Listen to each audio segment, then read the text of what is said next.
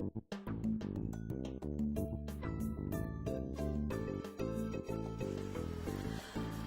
YouTube, Skinny Brit to be here, Christine, coming to you with my week 24 and 25 post RNY gastric bypass. Another two good weeks. Week 24 I lost 3 1/4. Sorry, I'm having to look down because my figures are down there. So 3 1/4 week 24, and this last week it was just £1, but that takes me now to a loss of £129 since I started this journey on the 1st of April 2010, and £61 since surgery on the 18th of January. And as of Tuesday my weight was £207. So getting even closer to Wonderland at long last.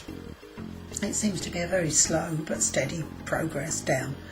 But it seems to me that my weight loss seems to go £3 one week, £1 the next, £3 that next week, £1 the next.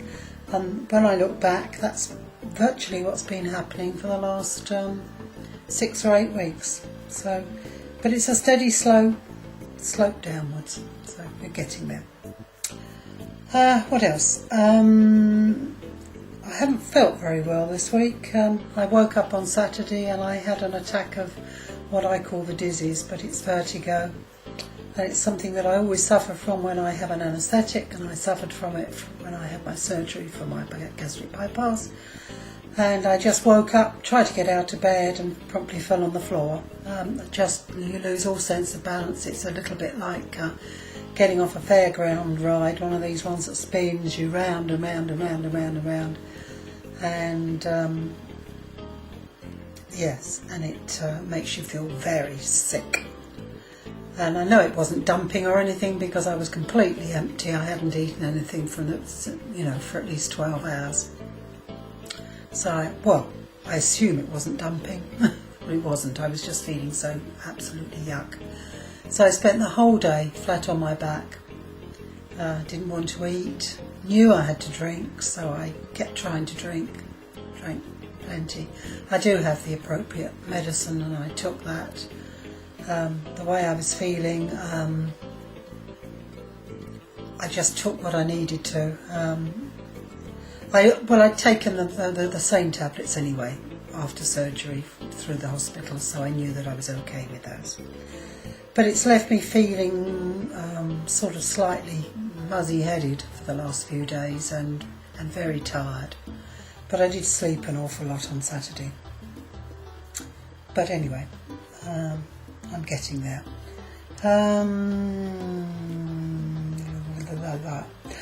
Last week I had a dietitian's appointment. That's my bariatric dietitian. And we have a new dietitian, a nice young man, at our local hospital who is dealing now with all bariatric patients, and for a change he did really seem to know what he was talking about. And but he's quite happy, very happy with my progress. It's like I said, I'm heading the right direction all the time. But I queried with him about B12 injections. Now I know in the States you're very much encouraged always to have B12 injections. And I know that when I left the hospital I was told that I would have B12 injections. But I was getting a bit of reluctance from my local GP. He wanted to do blood tests and only give me B12 if he felt that my levels were low. So I explained this to the dietitian, and he's told me that if I'm concerned about it, then I should get my GP to phone the hospital, the surgeon who did my surgery, and they will confirm that I must have the B12 injections. And he also said that he would also write to my GP to say that I must have the B12 injections.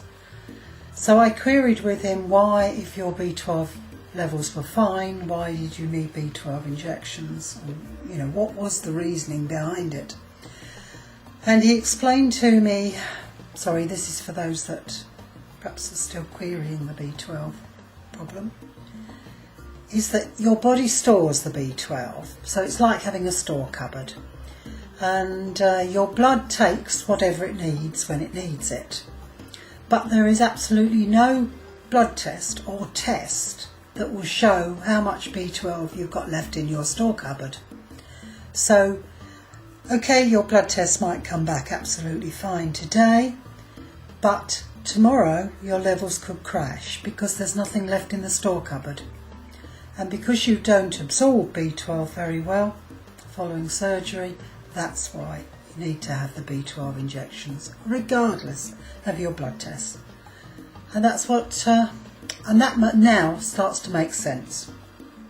So anyway, I'm off to have my B12 injections, but the only thing is my GP's decided to go on holiday, so I won't be able to have them for a week. But maybe that's one of the reasons again why I'm feeling, you know, a bit sort of zonked out as well. What else has happened to me? Pears. I've been eating most fruit and haven't had any problems with eating fruit at all until I had a pear, and it was a slightly firmer pear than usual, and I just ate it as I normally would, you know, I chew reasonably well, but just without thinking I took a big bite. I think you all know what's coming. Oh my God, did that get stuck? And did that make me feel queer? I felt like sort of jumping up and down, and I didn't know what to do with myself. And then just suddenly it went and it had gone down. But the relief, I tell you what, it taught me a really good lesson. Sorry, I've got to play. Where was I? Before my phone call rudely interrupted me. Anyway, and then 2 or 3 days later, I got a call from the dietician, and I thought, oh gee, now what? But no, I think I mentioned in a video 2 or 3 months ago that I'd been invited to go back to the support group that I first belonged to when I was working my way up, going through all the hoops towards getting surgery.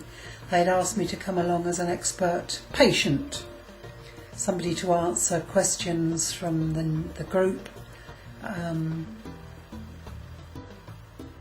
from a patient's point of view.